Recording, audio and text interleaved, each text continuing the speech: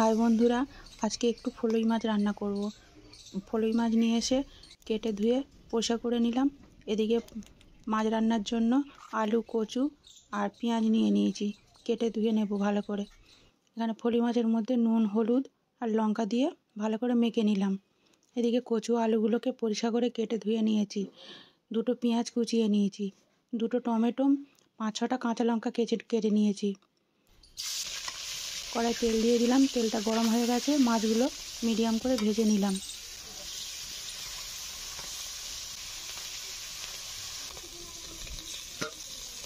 মাছ ভাজা হয়ে গেছে, তুলে দিলাম।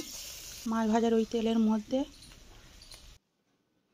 তেজপাতা, কয়েকটা শুকনো লঙ্কা, গোটা জিরে, কোচানো পেঁয়াজ দিয়ে দিলাম।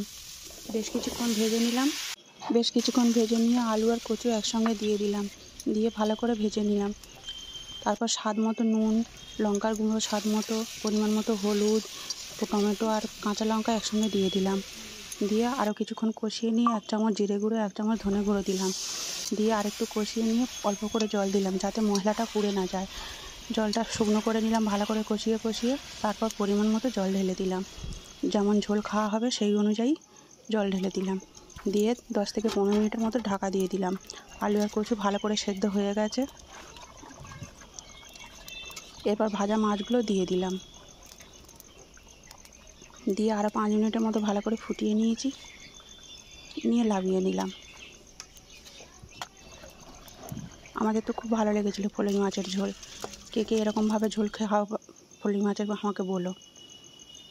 আগে খুব খেতাম ছোটোবেলায়, দাদুর পুকুরে হতো, খুব ভালো লাগতো। এখন তো আর দেখতেই পাই না। যাই হোক, রান্নাটা ভালো লাগলে লাইক, কমেন্ট, শেয়ার ও সাবস্ক্রাইব করো। সবাই পাশে থেকো।